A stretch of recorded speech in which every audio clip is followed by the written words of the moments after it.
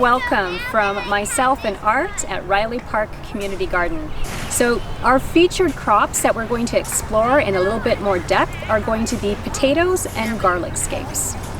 But first we're going to reflect a little bit on what's going on in the world around us.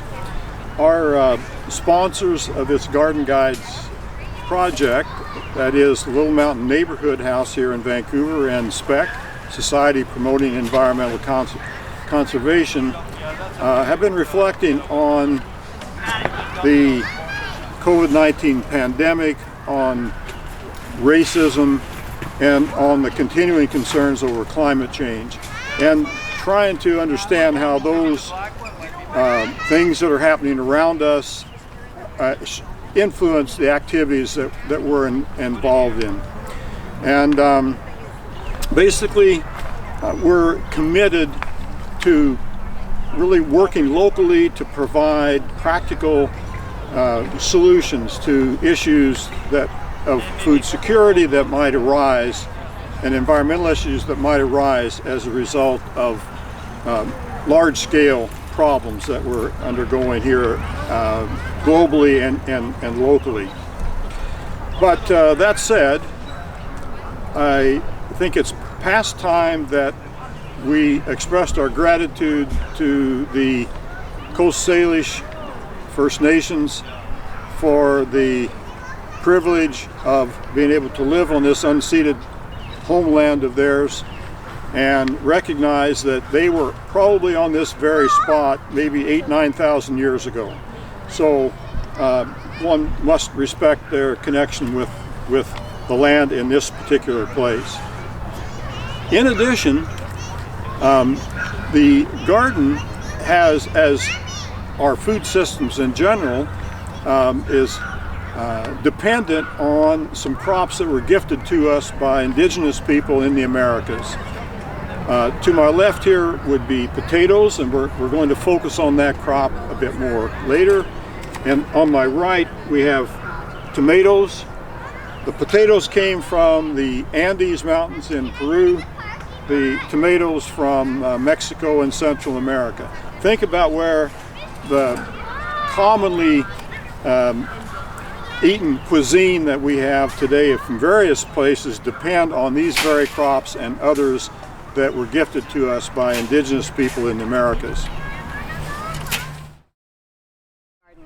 We are now in the second week of June, and we are now getting 16 hours of daylight or sunlight, but we're also getting quite a lot of useful rain in this month of June, which is great for the garden. It minimizes a lot of the watering and irrigation, and our plants are loving it. Art, I'm curious, what season or month should we be planting potatoes, and how do we plant potatoes? The thing about potatoes is there's a lot of flexibility in terms of when you can plant.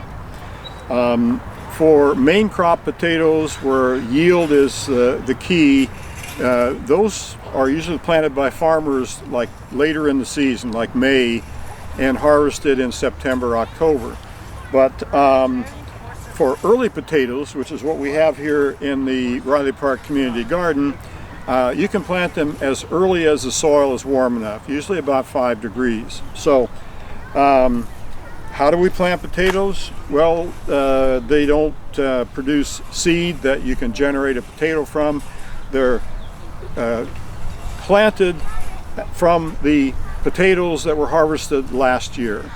And so this particular seed potato has a number of sprouts or eyes on it, and you could plant the whole thing, but we get more out of it if we split it and plant 2 seed pieces out of this particular seed potato. We will be putting those in as early as we can in the spring when the soil temperatures are warm, and we're now at about the second week of June, and we're about 2 months since these were planted, and we should be harvesting during the coming month. I've heard a lot about hilling potatoes. Can you explain the method of hilling? We want to make sure that our developing potato tubers are not exposed to sunlight. When that happens, the skins turn green, and that's a result of the formation of a compound called solanine, which is a toxic compound. This is a member of the nightshade family, just like tomatoes are and so on. So it's not something that we want to ingest as part of a healthy diet. It also means that the farmer couldn't sell a potato with green on it like that. It's a cull. So how do we do that in various circumstances?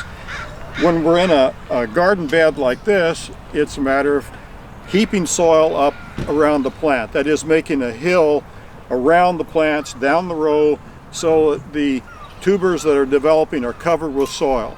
If the sunlight doesn't hit them, they don't turn green. We can accomplish the same thing in container growing by planting deep in a container and adding soil as the potato plant develops. You've also probably heard of potatoes planted in bags, where you plant it, add some soil, the plant grows, you add some more, and the tubers develop throughout the bag. But the key is to eliminate the possibility for sunlight to hit the tubers and for them to turn green. Otherwise, it's a pretty easy crop to manage, and it's a whole lot of fun to dig potatoes. It's like a treasure hunt.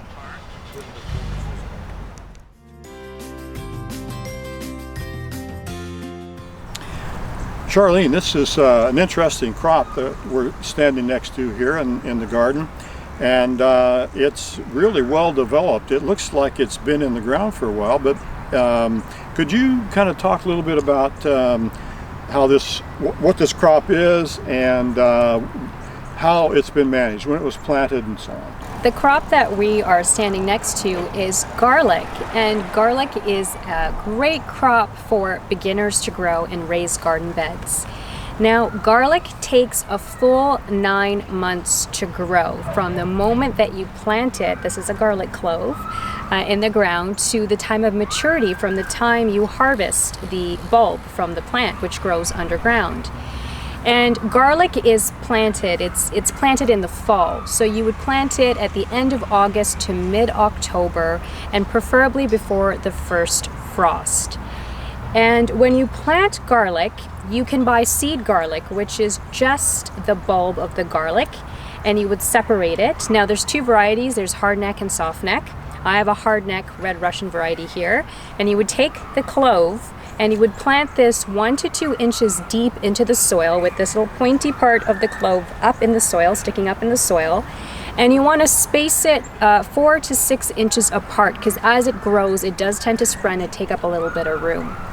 Now in mid-June, hardneck varieties of garlic shoot up a seed stalk, which is this beautiful curly C-shaped stem here, and this is the seed stalk.